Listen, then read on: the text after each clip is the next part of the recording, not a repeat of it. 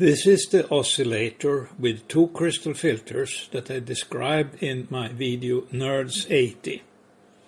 It had excellent performance and I wanted to make it a little bit better, so now it is not as good as before. In this video I will try to understand why and how to really get the optimum performance from this kind of a design. You could look at this video, Nerds85, where you can find some details about how it was when it was very good. If you click here, mer is more in Swedish. You can find some points in the video where the schematic diagram is and where correlation measurement is. And there is also some text, what I'm saying in the video. This is new to me, I didn't know about it before. So YouTube has improved how videos are shown now. Here I'm running the oscillator into a pair of SDR-IP units. I'm running Linrod in correlation mode 1. So I can see the green trace here. That is the correlation spectrum between the two units. I am using a hybrid to split the signal, so the two channels are isolated from each other. I have set attenuation 20 decibels here, and I measure the signal level and see 43.9. So I feed 63.9 in here to get the trace at minus 20, because I have put minus 20 dB here. The system has been running for about 4 hours now and collected 12,791 averages. The theoretical limit for the correlation advantage is 20.5 dB. And the observed value is 20.09. So there is still a contribution of noise in this value, 20 dB. But not very much.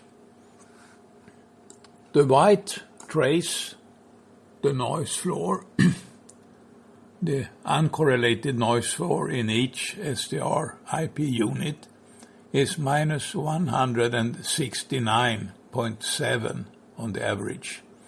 Now, that is with a 20 dB offset, so actually it shows 149.7.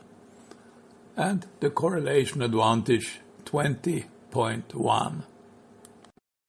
And the frequency offset is about 20 kilohertz. The noise floor I observe here, minus 169.8 dBc per hertz. That is the sum of the sideband noise of the oscillator, both the amplitude noise and the phase noise, and also the flat noise floor, which is there also when there is no signal. And maybe there is a contribution from the SDR-IP units that could be correlated noise, because both are controlled by 10 megahertz oscillators, and they have subharmonics from the digital processing on the units, and those subharmonics may be correlated because both SDR-IP are phase locked to 10 megahertz oscillators. Those oscillators are uncorrelated on 10 megahertz down to a frequency difference of about 0.1 hertz or maybe below that. But the subharmonics may be fully correlated. So I have to do other investigations to find out what the noise floor is at a wide separation. But anyway, it is not above minus 170 dBc per hertz. I have zoomed in close to the carrier, and I'm looking at the noise 20 hertz away from it. Here, when I'm free from the spurs, as you can see also here. The noise floor is minus 141.5 and the correlation advantage is 20 decibels. And I have looked at the carrier gain to verify it is still at minus 20 decibels. With the 20 decibels offset I have and the 20 dB correlation advantage, I observe minus 141.5 at 20 Hz offset. That is an upper limit. Probably the noise is much lower than this, but I cannot see the correlation advantage 20 and the theoretical limit 19.8 indicates that the noise is actually lower. And I have to look other ways to see it. But I will use the current settings to look at what happens when I disconnect feedback on the oscillator. There is some leakage from the 10 MHz reference here. Here is noise from the crystal filter, and I can see it as a very weak signal here. And I can find it with the correlation method. I have pressed Alt Z to clear.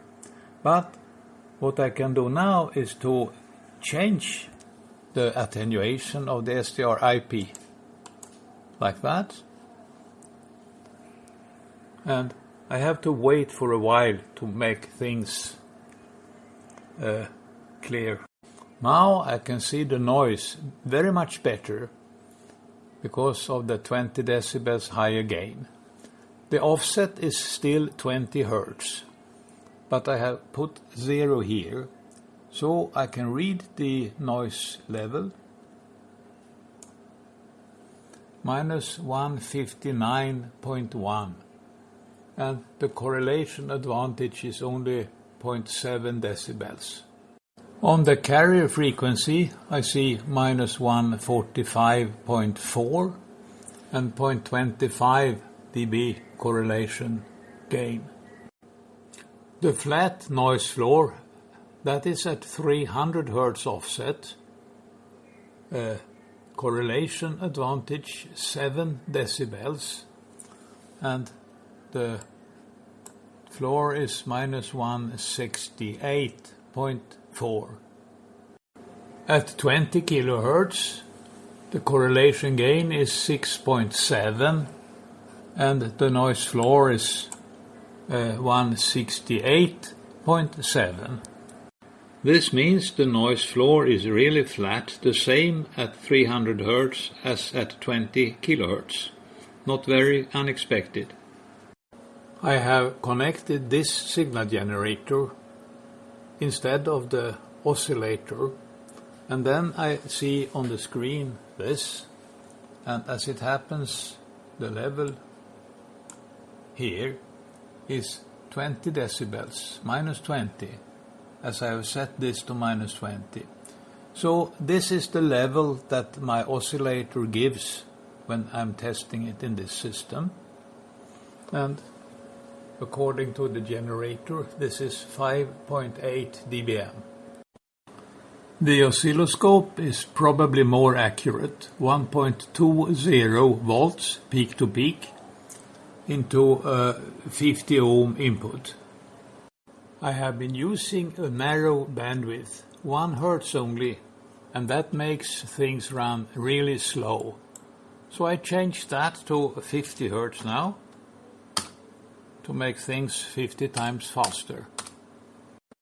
Since I have changed parameters to make things run faster, I have to calibrate again. And now I know that with this setting, the signal generator should give me minus 20 dB when I have the minus 20 dB here. Like this. And if you are observant, you can see this is a small difference here in the calibration box. I have connected the noise head of this noise figure meter.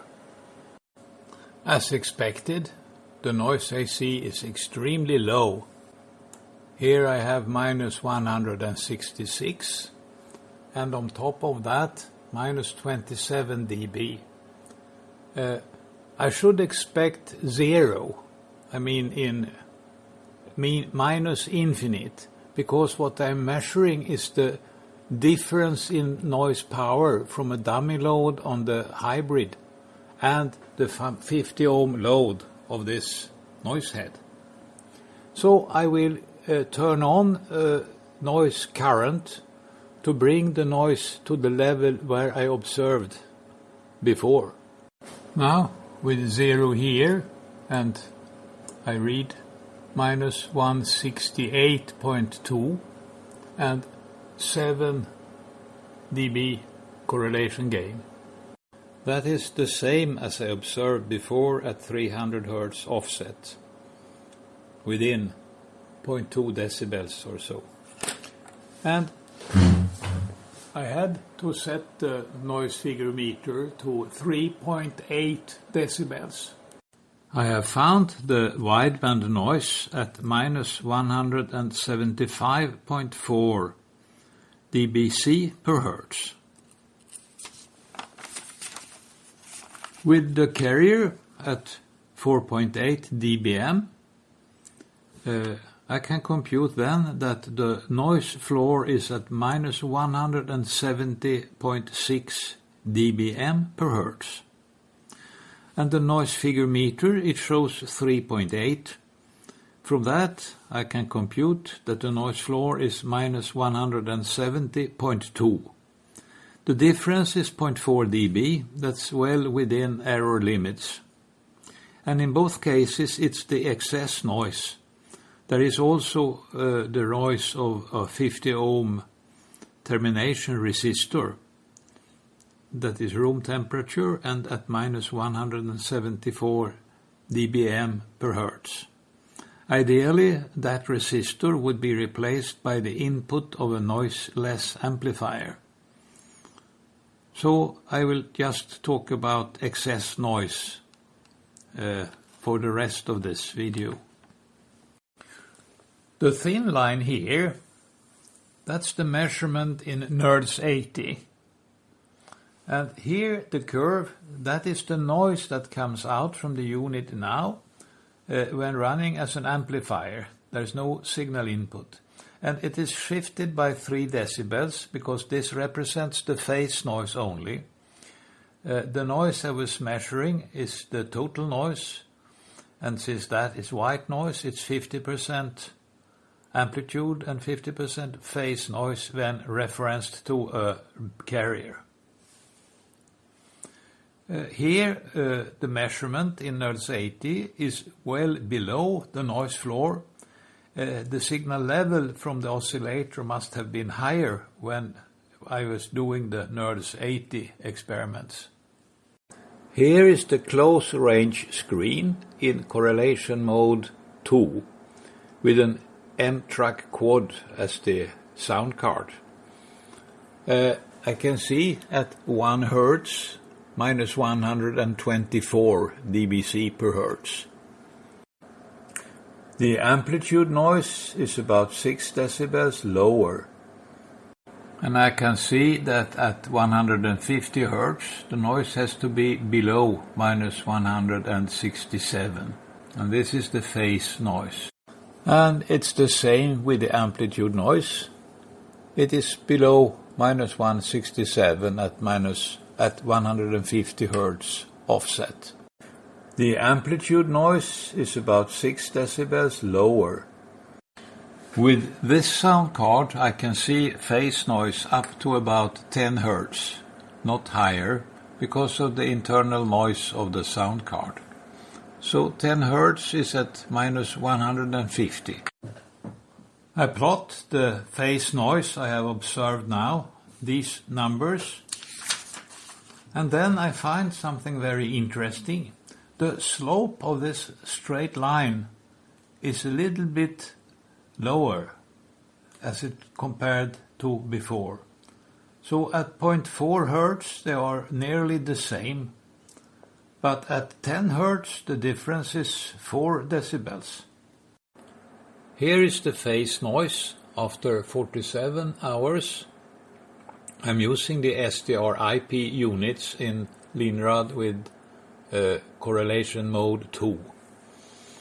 And the noise floor here is minus 183 dBc per Hertz. That is easier to see if I change the scale from 1 pixel per FFT bin to 0.05, because then, as you can see, the red dots come down here up to 7 kilohertz. But an interesting and odd phenomenon is that this curve is not flat. There are some minima here and here and here, and presumably that reflects artifacts, which means there could be correlated noise in the SDR-IP units that happen to have the negative sign. I should expect then some of the red points to come up here, which they actually do. So having such a large correlation gain, 30 decibels, and that is 3.8 million averages, is not really safe. But I take this value anyway, minus 183, and then look at the amplitude noise, which is here, and it is minus 182 perhaps. It is more noisy because the reciprocal mixing noise up here in AM is much stronger. We can see the reciprocal mixing noise here, and that is mainly the amplitude noise. Phase noise, reciprocal mixing, goes down to minus 154 fairly rapidly with frequency offset. But AM here starts at minus 137 or so and falls rapidly and doesn't go down to minus 154 until maybe out here somewhere. And I think probably I should have a better decoupling of the reference voltage to the AD converters. I have now observed minus 183 at wide range using the SDR IPs. But the noise floor from measuring without any feedback, just as an amplifier, that was minus 178.4. So that's an error of almost 5 decibels. I have made changes to the 2-channel receiver because I have removed the amplifiers I had in order to have a higher sensitivity. So the oscillator is looking to a slightly different impedance. Maybe the level of the oscillation has changed. So I will check that.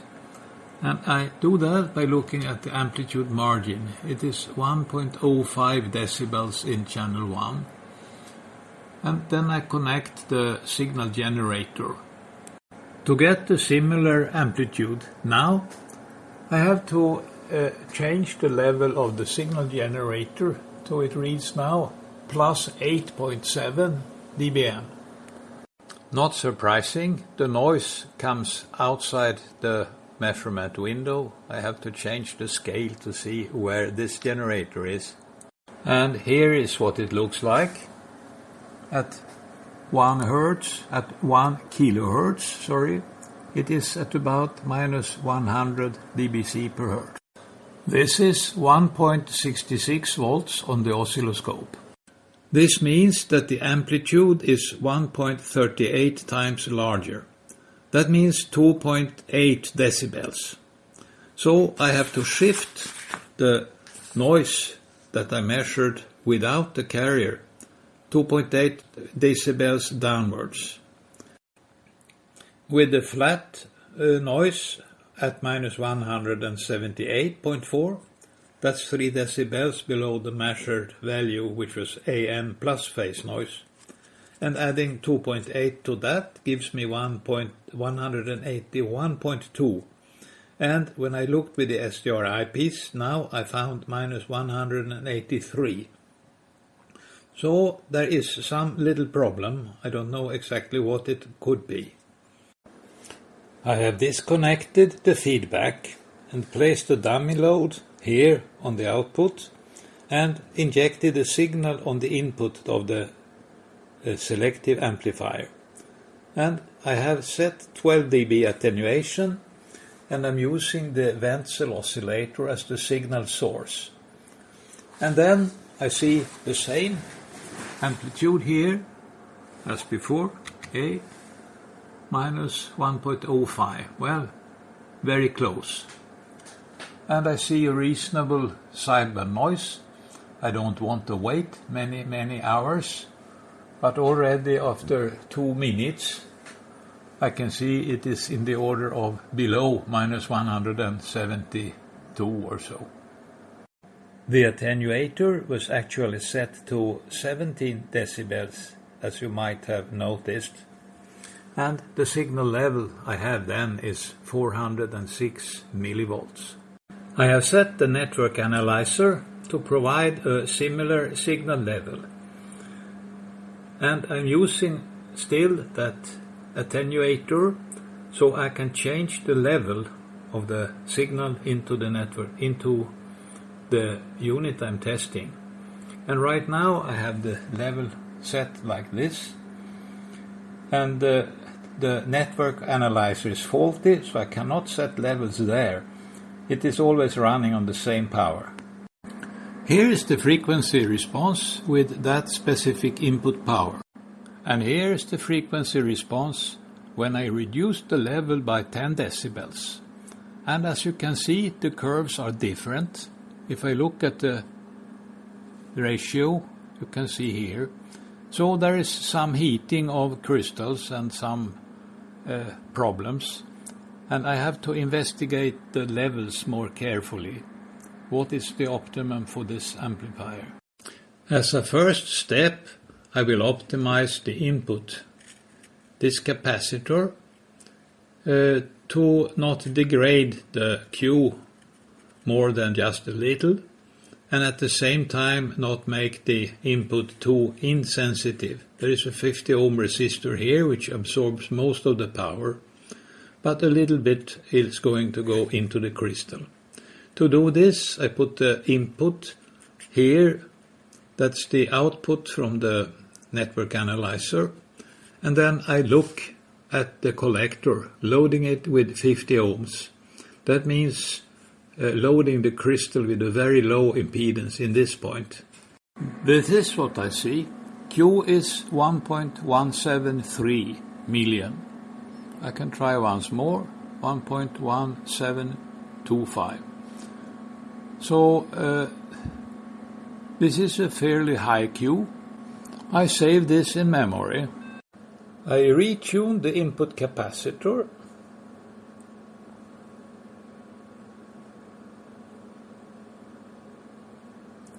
Like this. Approximately half the capacitance. That did of course change the frequency. 2 Hz per division, so it's 4.2 Hz approximately. So I will use the main capacitor to move it back to the center. That's the frequency of the Wenzel oscillator. And here is the new curve, significantly lower. Something like, is it 4 dB or so? So I evaluate again the bandwidth, and Q has improved, but very little, and I lost 4 decibels. So this isn't an improvement, such a big loss in sensitivity for such a small improvement of the Q. And I try Q once more, 1.18. I tried the other direction and tuned it for maximum capacitance here. The sensitivity has improved by a little bit more than 1 decibel, but the Q has gone down to 1.159 million or 1.16 million. So I think the original tuning was quite good. There is now a 3 dB attenuator between the network analyzer and the unit under test. And I increased the power of the network analyzer to 0. I cannot adjust the level on this instrument in finer steps. I have only access to the 10 dB attenuators. As you can see, the frequency has shifted a little bit. It was not 2 Hz per division, it is 1 Hz per division. So it has shifted half an Hertz. And of course it becomes a little asymmetric, while it is pushing the frequency on one side and then it is dropping when the warming disappears. If I try to look for Q,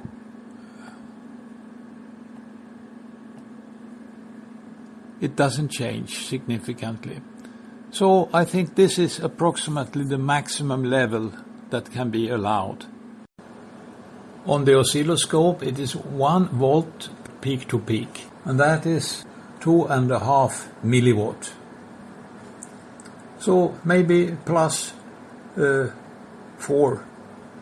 dBm is a suitable maximum level. Here is the input impedance, on resonance 46.78 and off resonance on both sides 48.37 on the average. On resonance it means I have a resistor 48.37 ohms in parallel with the load from the crystal. So I can compute it the usual way, and I find that the impedance of the crystal is 1.4 kilo ohms. That's 30 times more than the 48.4. So that means that the power into the crystal is about minus 11 dBm with this tuning. Finding the optimum configuration for the second filter and amplifier is far more difficult.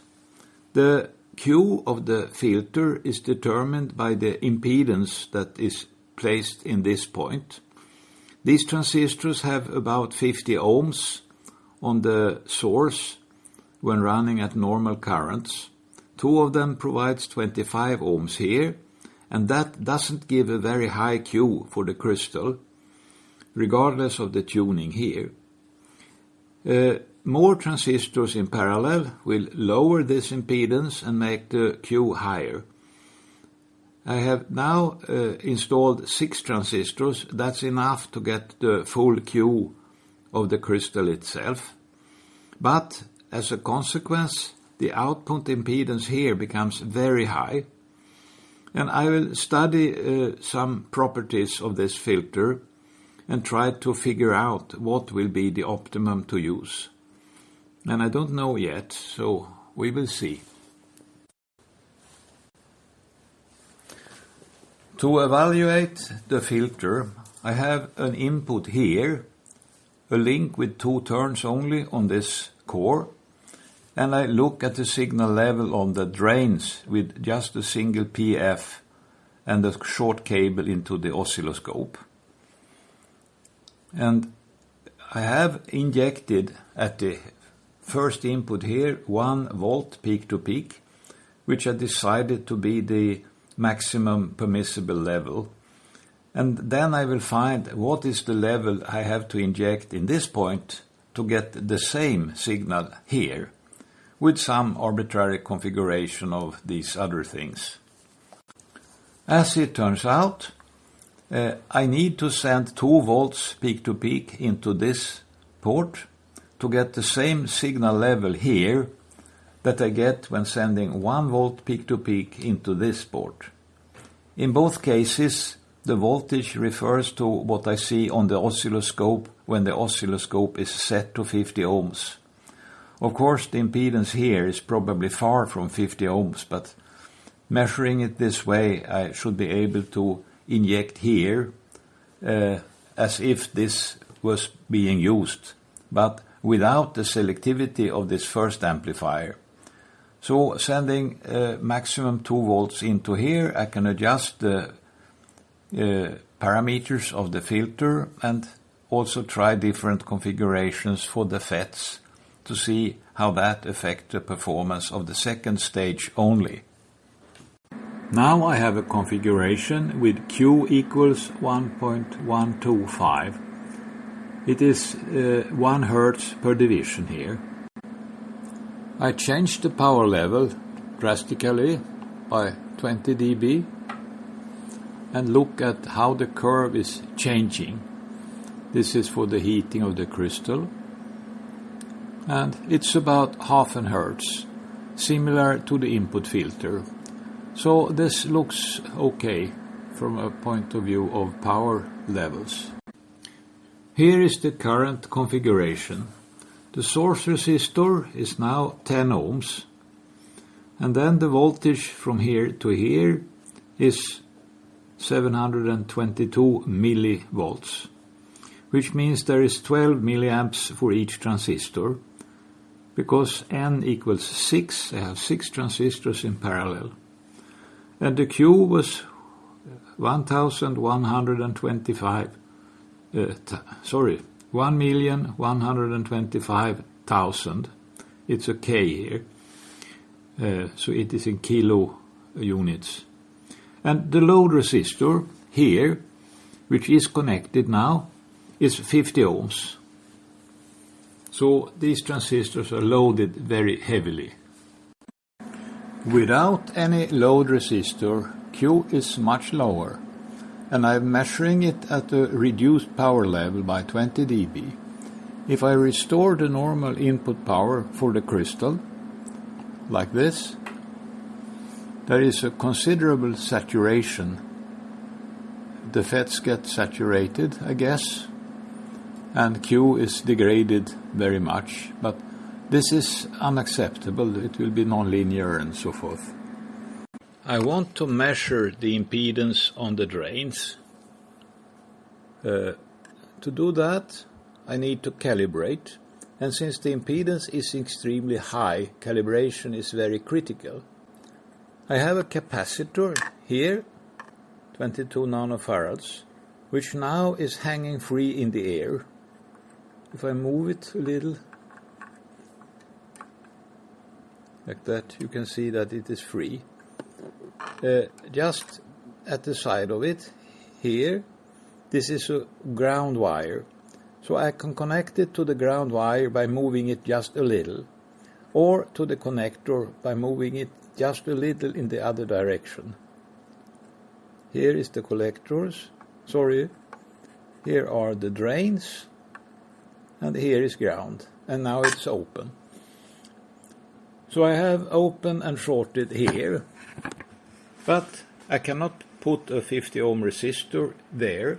I just put it at the other end of the cable on the network analyzer.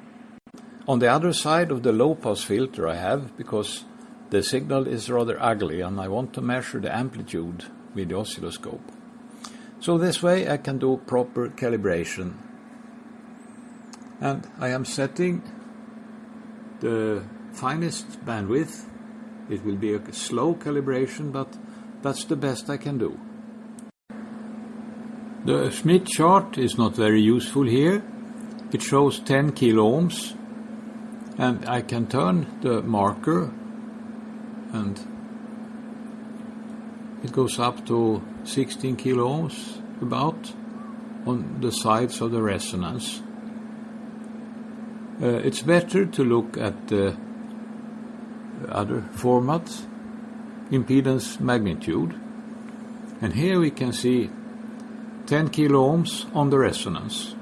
And I have tuned the resonance circuit for highest impedance on the sides of the crystal. So the output impedance should be 10 kilo ohms.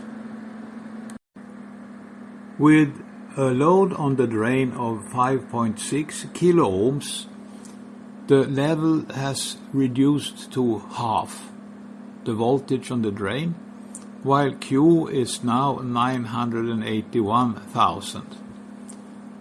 If I go up to the full power, like this, I see a change, but it is approximately as before, so the level I can put into the crystal has not changed.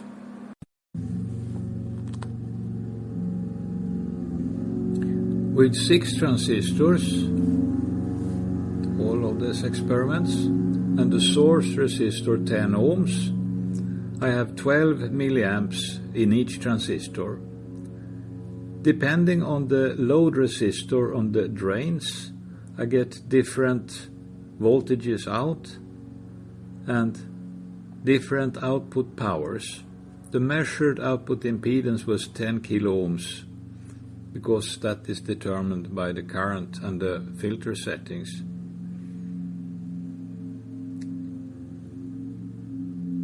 But I have now changed to 36 ohms, which means the current is 5.6 milliamps in each transistor. The Q has gone down very little because I have still the 2.7 kilo ohm resistor, and the output voltage has increased a little. Maybe counterintuitive, because more power in the transistors is usually also accompanied with more output power. But here it goes the other way. So the power output has increased by 0.3 milliwatts. Not much to be interested in, but maybe going further in this direction. The impedance I see on the drains, I should expect 2.7 kilo ohms here, but I see something else, marker. I see 2.3 kilo ohms, and here on the resonance it's slightly lower. So I will remove that resistor and run open, run without any load on the drain. The output impedance without any load resistor seems to be 11.8 kilo ohms, and it's about 20 kilo ohms out here. And I see there is slight mistuning of the filter. Well, I had a too narrow sweep range. It was 20 Hz over the entire screen. Now it is 200 Hz, and this looks normal. And I see 11.8 kilo ohms. When I tried to use fewer JFETs, I found something was not right. And it took some time to discover one of the FETs was defective. It was a 50 ohm resistor from source to gate and no connection to the drain. So I have replaced it and I start all over again. Here is the output impedance for the 6 transistors. It is now 16 kilo ohms approximately. And off resonance it's over 100 kilo ohms. Having a 50 ohm resistor from the sources to ground doesn't change the general conclusions, it just degrades performance. So when I remeasure with all the transistors correct, I find a slightly higher power, 3 milliwatts, and it was 2.2 before with a 2.7 kilo ohm load. When I reduce the number of transistors to 4, I do get what one intuitively expects, a degraded Q because of the higher impedance at the sources and a little less power. So I will keep the 6 transistors And now I will look for a transformer that will load the drains with about 3 kilo ohms when the load on that transformer is about 5 ohms, because 5 ohms is the input impedance of the next stage. I want to design something that will transform from 3 kilo ohms to 5 ohms with very low losses. And the current is about 85 milliamps. Now that I decided I want 6 transistors. Here the coil I have been using is an iron powder core, which is good at 10 megahertz. But I don't know whether it will take as much current as I am sending through it. So I will investigate that, and I will also check that the losses are low enough for the purpose. I'm using this schematic diagram to measure the Q of this resonant circuit. I will tune that trimmer to get the resonance at 10 megahertz, where I have it with the same coil in the circuit of my box. Then I can connect the 3 kilo ohm resistor from here to ground, and that will cause a loss of Q and a loss of signal level, and that will tell me what the losses of the coil are. And I can also put another inductor to send current through this coil to see whether I can see any change in Q or inductance. Here is what it looks like, the coil here and the trimmer. This is what it looks like. The loss is above 20 decibels, which means that I have not loading the circuit with the 50 ohm inputs and outputs of the network analyzer. That's why I had the 1 nanofarad capacitors to ground at the input and output of the circuit. And Q is 125 now when the circuit is not loaded. I save that. As you can see, the loss is now about 30 decibels higher, and Q is down at 3 only. So the coil is good enough to have no losses compared to the desired impedance of 3 kilo ohms. I have added 2 big cores in series with about the same inductance in both of them, and through them I can send current into the small coil with many turns on the same material. So I know that the degradation I see will come from the small core. I have changed the scale for 1 dB per division, and I note that the frequency has increased from 10 MHz to now 12 MHz. But the performance is dominated by the small core. So I will turn on current until I lose 1 decibel. Well, that was not possible. As it turns out, it is not the current saturating the iron, it's the heat developed in the winding that shifts the inductance. So I now have to wait for a while until it becomes cool. And I can say that for 85 milliamps there is no problem whatsoever, because even at 3 amps I didn't reach a loss of 1 decibel, and the frequency change was not very large. It was something in the order of 1 division here, and that is span. I don't remember, but from here to here it's in the decimals. So the coil is with very broad margin good enough for the current load. Here is the solution I have arrived at. The same number of turns as before, 58, and now with a tap at 3 turns. 55 plus 3, 58, divided by 3 gives me the turns ratio, and that gives the impedance ratio 373 times, which means that 3 kilo ohms in should give me 8 ohms out. The diagram has a capacitor here to make the impedance in this point resistive at resonance. I can adjust the transformation ratio by putting a reactance here. So without anything I see 7 ohms out, pretty close to the 8 ohms I should expect.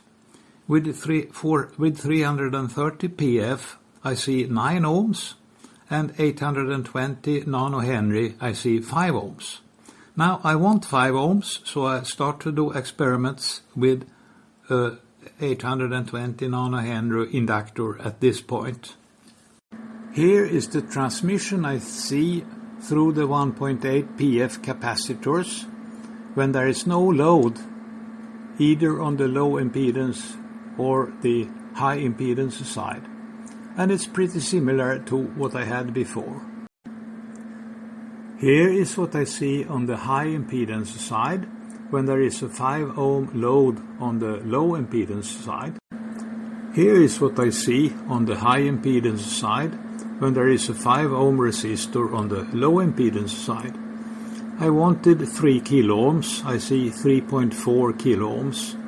So this is quite good, I think. Here is the impedance on the high impedance side when the low impedance side is open. It is now 80 kilo ohms. That is much higher, as it should be. Here is the low impedance side when the high impedance is open, and this is not what I want. The frequency for high impedance is 9.37 and I want it at 10.0, but that's here, it's a low impedance. So I have to do something different. Here is one solution to the problem. I can no longer change the impedance transformation ratio by putting a reactance from here to ground. So there is a fixed impedance transformation ratio now. Here is the low impedance side when the high impedance input is open. It's 60 ohms. And here is the low impedance port when the high impedance side is open. It's 5.86 ohms and a little reactive, let's say 6 ohms. And this is the high impedance port when the low impedance port is open. It is very high, but a little bit reactive, 90 microhenries. And here is the high impedance port when there is a 5.1 ohm resistor on the low impedance input. And it is about 2 kilo ohms. To see the resistive component on the high impedance port when the low impedance port is open, I will have to look in a different way. I locate the frequency where the imaginary part is 0. It's 590 kilohertz up from 10 megahertz. And here is the impedance magnitude. At that frequency it's about 40 kilo ohms. I have replaced the core with a bigger one and then also with thicker copper wire. As a result, Q is now 157. It was 125 before. But I discovered when soldering on the box, or well, on the card, that it had some temperature dependence. Q is higher when the capacitor is warmer. I have replaced the Teflon dielectric capacitor with this air dielectric, but surprisingly it doesn't make any difference. But when I heat the coaxial connector, the pin here, then Q rises significantly. So it is the dielectric of this BNC connector, and that is not going to be in my system later on. I have to live with it now. So here is what I see when that connector is cold. And now I heat it for a while.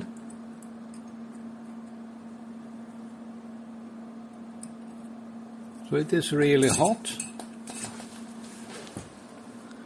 And then I look at the screen. The signal is 1 dB stronger. And if I try to find the Q, it is significantly higher. But of course, frequency shifts as it cools slowly, and Q goes down again, back to the original value. Interesting. I have removed about 10 turns from the primary, and now the loss is much higher. Q has gone down to 118, and I lost about 4 decibels in the signal level. So it seems that the capacitance between the primary and the secondary is lossy. That's the dielectric of the enamel of the wires, probably. With a much thinner wire, I had to put back 4 turns to keep the inductance, well, to keep the resonance at the same frequency. And the result is better. Q is now 141, and the loss is a little less than 2 decibels in the transmission through the 1.8 PF capacitors. So this is worth looking at for the transformation properties. Here is the low impedance port with a 3 kilo ohm resistor on the high impedance port. It means transformations from 3 kilo ohms to 126 ohms. And here is the low impedance port when the high impedance port is open. It says 3.4 kilo ohms, but it's better to look at where the peak is, I think. So it is here, maybe 4.5 kilo ohm. And that's fine. I've put the 3 kilo ohm resistor back. I was doing it here. And it seems the frequency has changed a little. I have to change the scale to see that.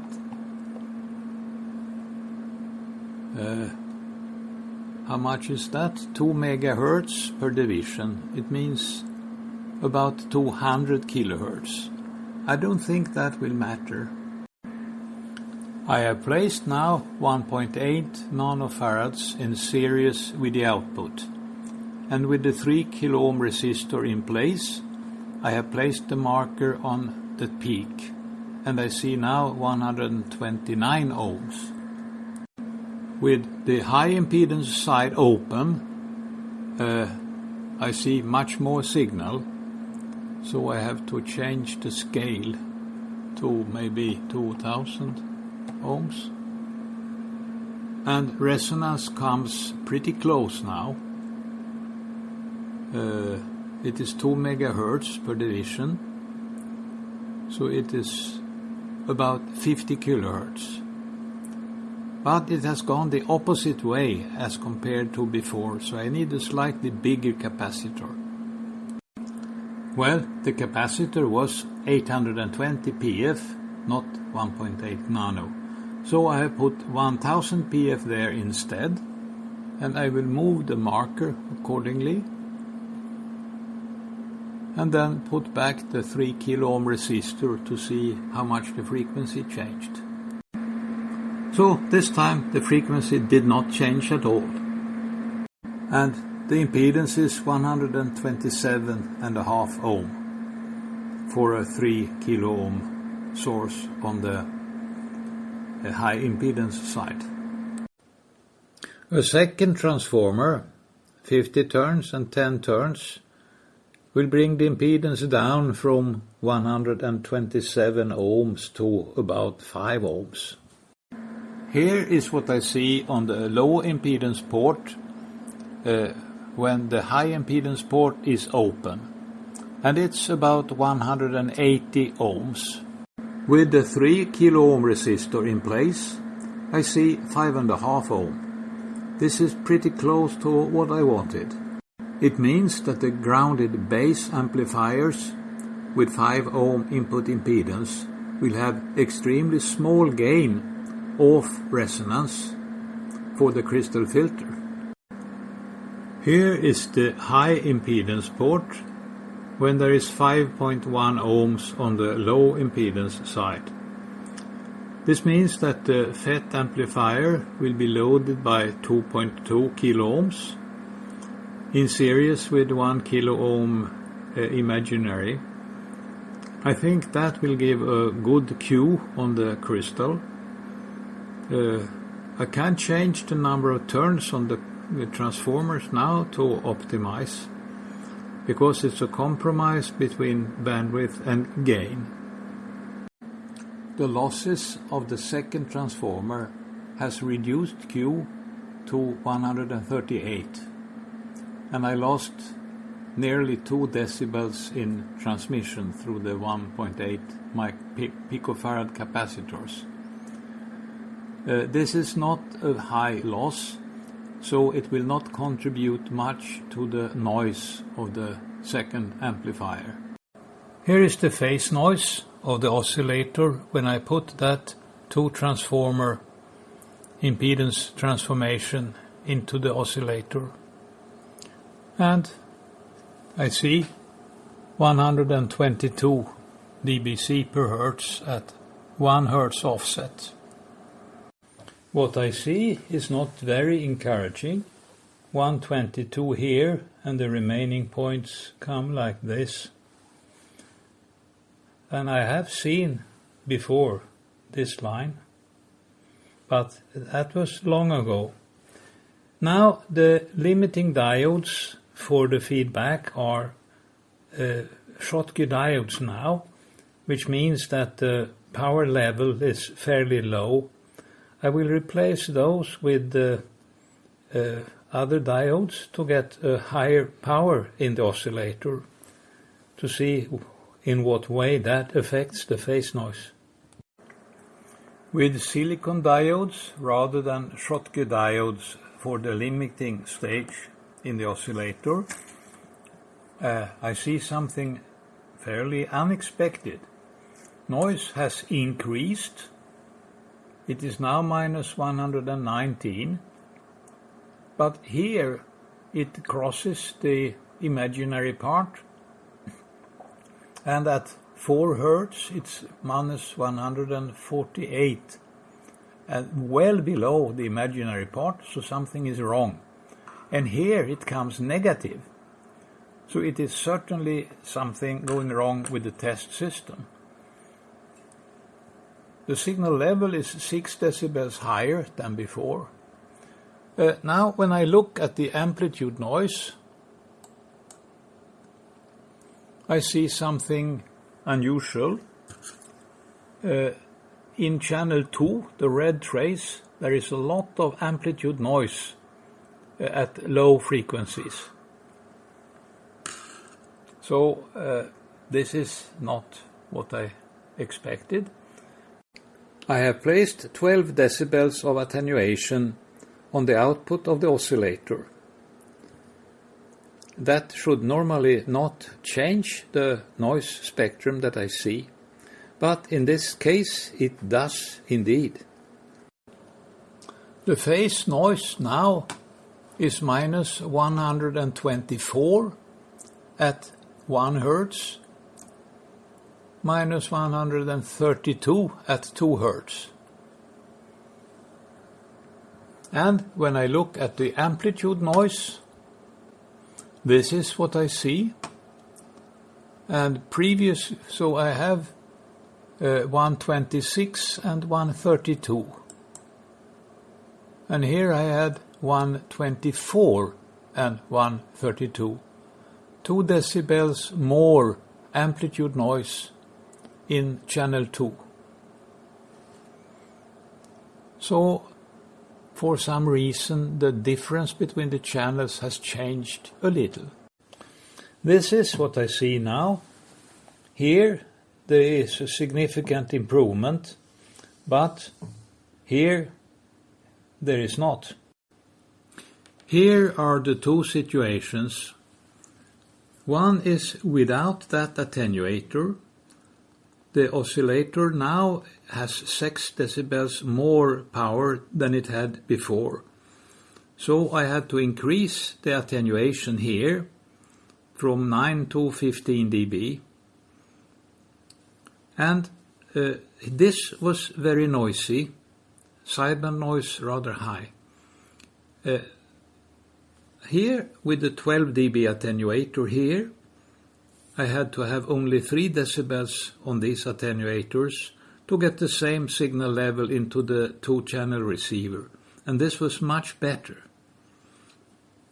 I think the explanation is that the channel 2 attenuator here, or maybe cables or something, but anyway channel 2 is noisy.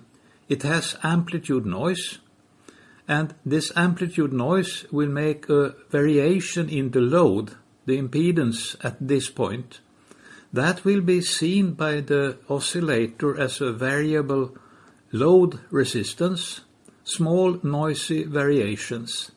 And now I know that changing the load impedance indeed will change the frequency of this oscillator. It is sensitive to the load. It has to be a perfect load. Now with this 12 dB attenuator, noise originating here will be attenuated by 12 decibels.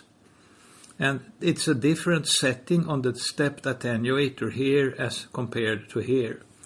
So what is the noise source in the channel 2, here or here, I don't know.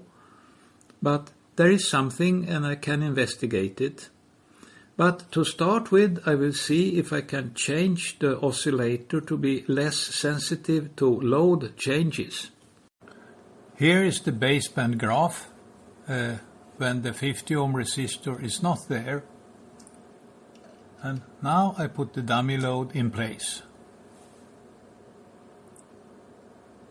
And it takes some time before it reaches the baseband. But there you could see it jumped something like half a division up here, and it is 1 Hertz per division, so 0.5 Hertz or maybe 0.3 Hertz or so, for a change from 50 ohms to 25 ohms.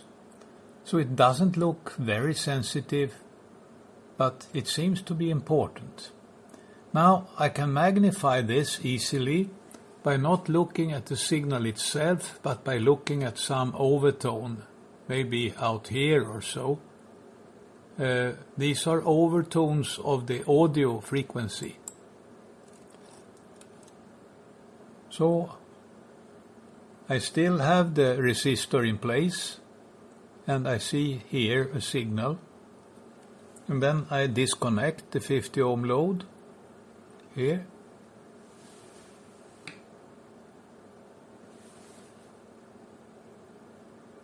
And there is a big transient because of that. And then here is the new frequency, and it is about 1, 2, 3, 4 Hertz upwards. So frequency goes down by 4 Hertz for a 50 ohm change at the frequency of 9999.550. As it turns out, I can set this capacitor, which is the phase adjustment, in such a way that the frequency doesn't change when I switch between 50 ohms and 25 ohms as the load here. Now I see close to minus 124 at 1 Hertz, and there is no attenuator on the oscillator. But as it turns out, When I look at the amplitude noise, there is no excess noise in channel 2. So maybe I have turned that stepped attenuator up and down many enough times to make it no longer noisy. Here is what I can see now on the spectrum. This is after 22 hours of averaging. And when I plot that, this is what I see. And I have these points. That's flicker noise, and it should be somewhere here, hopefully. So something is not good now, and I do not yet know what it might be. The inductor here was a ferrite standard type inductor. I have replaced it with an iron-free one. That made absolutely no difference. Another possible source of flicker noise is this ferrite core, material 4C65. I have replaced it with an iron powder core. It has much lower permeability, so I tuned the primary side with 50 pf here to make the impedance very high at this point when the secondary winding is not connected to anything. And then I have these ratios, and we will see. I have been running the SDR-IP pair together with the sound card on the same PC with Windows 7. After 20 hours, the SDR-IPs have stopped working for unknown reasons, I think related to Windows 7. Anyway, at that time, it seems that the wide range noise floor from 7 kHz down to maybe 2 kHz or even closer is in the order of minus 190 decibels. At least better than minus 187.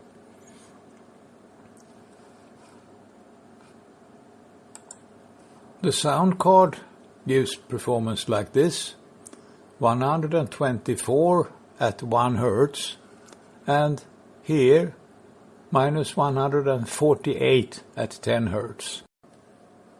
What happens at higher offsets I cannot see yet, and this is 20 hours, and I don't really want to spend more time on this.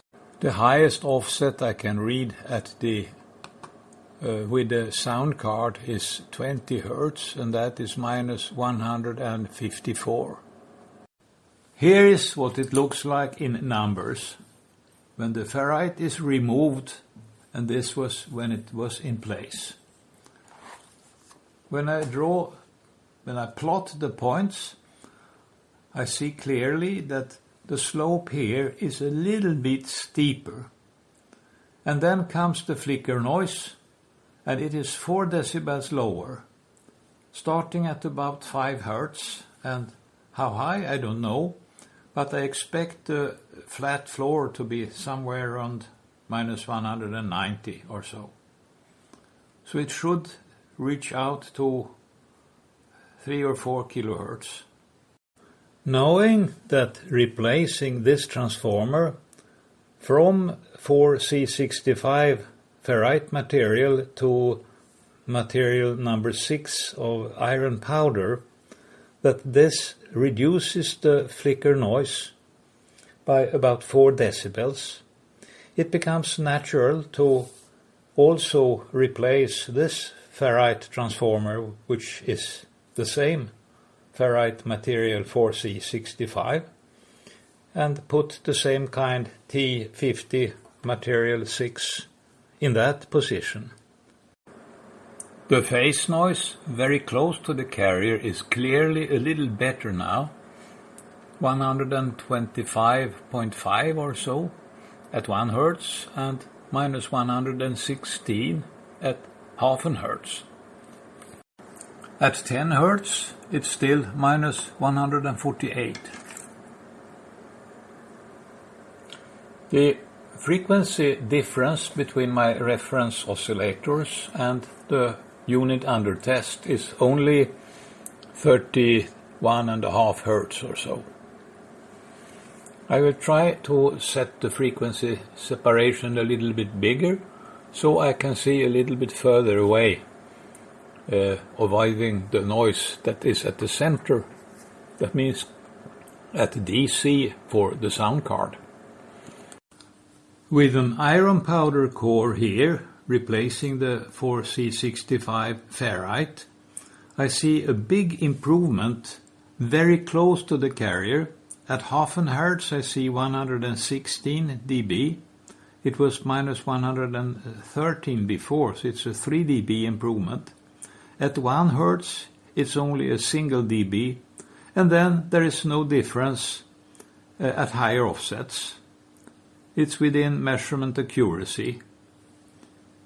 So it seems that the noise generated in this core does not pass through the crystal filter here. So it doesn't go around in the loop.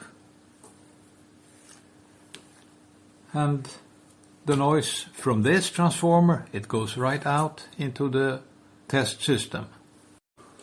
To decrease the frequency, I increase this capacitor and also this capacitor.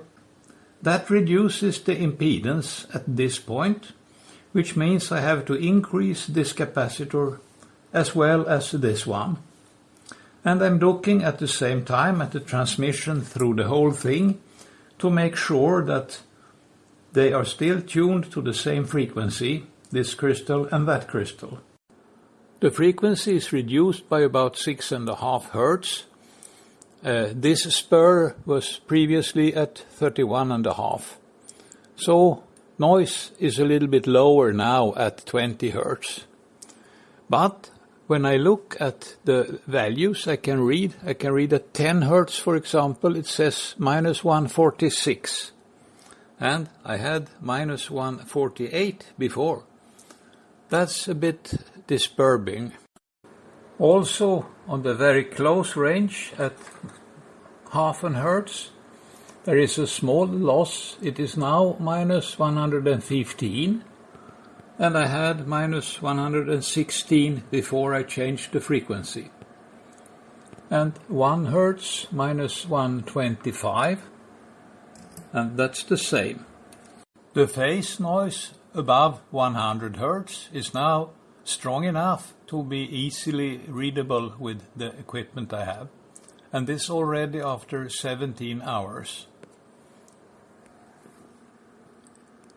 It is a little bit worse than I had with the first configuration, 2 or 3 decibels, or even more. I had 169 and now 163.5. The amplitude noise is similar at 500 Hertz and a little weaker at 100 Hertz.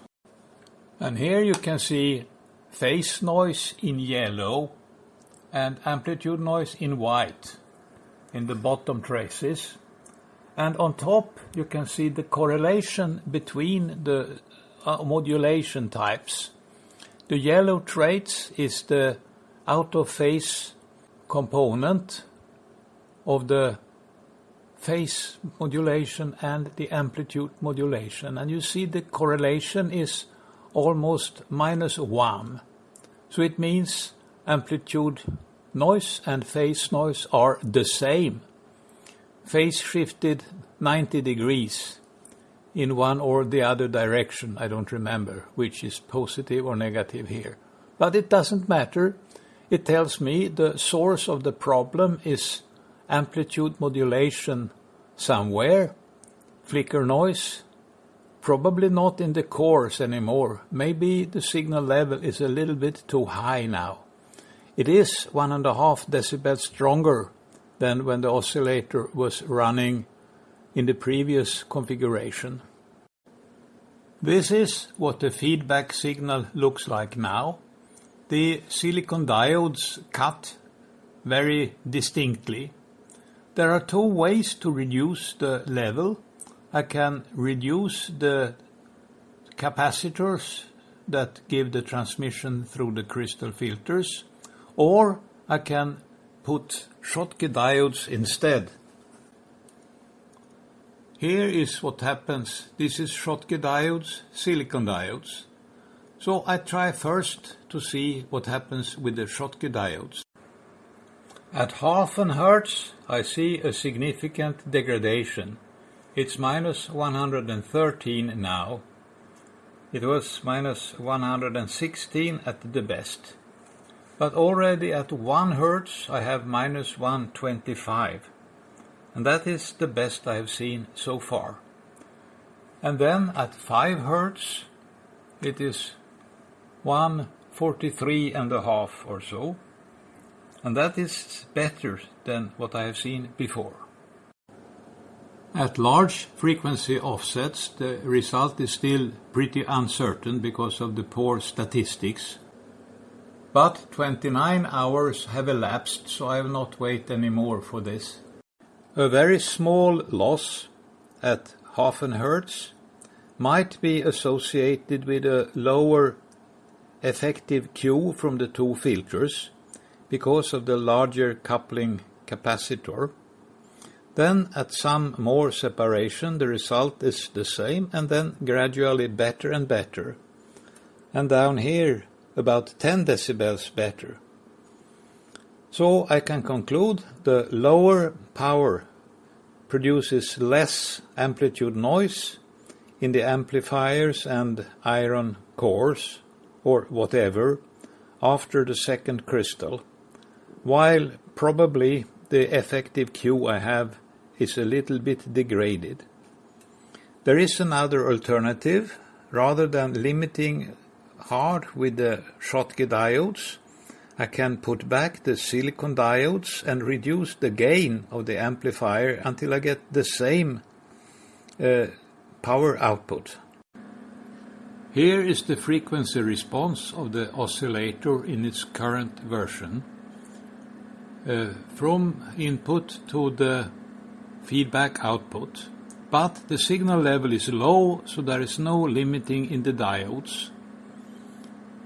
I can look at the phase, and as you see, it crosses zero very close to the peak, or on the peak, fairly precisely. And here I can look at the Q bandwidth, and it says 163,000. And I try it once more.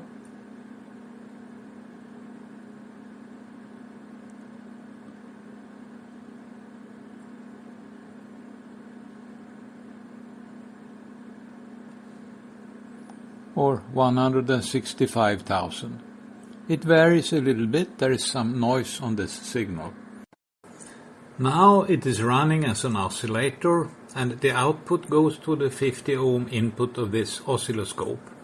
And I have set the level, and you can see 4.7 volts. I have removed the Schottky diodes, and now I will turn the coupling capacitors until I get back the same output level. The effective Q has gone up by about 1.5%. That's not much. We will see whether it makes a difference. I convert the unit to an oscillator by putting this connector in place, like that. And then I wait for oscillations to start. And that takes a lot of time. And here it comes, slowly. And it reaches the desired level. This is the waveform at the feedback output. We can see that the silicon diodes are limiting to 1.33 volts. Well, this probe is not right. 1.33 volts, peak to peak. At close range, I have lost performance significantly. Minus 111 at 0.5 Hz, or minus 124 at 1 Hz. I have been running for 12 hours only, but I can see that at higher offsets the result is similar to what I had with the other setting for the same output power. I have put the Schottky diodes back, so the signal level is now about 5 decibels lower, but the performance is still not quite as good as it has been. I see minus 114 at 0.5 Hertz and minus 124 at 1 Hertz, and so on. I will put figures on paper. It's obvious that lower signal levels improve the result at 10 Hertz and in the range, let's say, 5 to 500 Hertz at least. At very wide separations, the flat noise floor degrades as I make the signal level lower, because the amplifier noise floor is fixed. What is the reason for changes at very close range, 0.5 Hertz? I do not quite know, but I have a feeling it can be the relation between the tuning of the two crystal filters. I have now set them for equal Q, I think. It means I have tuned the coupling up and down and found the compromise that gives the highest composite Q for both filters. But previously I had tuned the second filter for a slightly wider bandwidth, while the first filter was a little bit narrower, and this may be better. But it is difficult to do anything reasonable while having this high flicker noise from the amplifier or iron cores or wherever it comes from. It will be better to look at the amplifier in the interferometer, where I can isolate the problems and maybe fix them. So I will stop this video with this little discussion and go for studying of noise in ferrites and amplifiers and so using interferometry.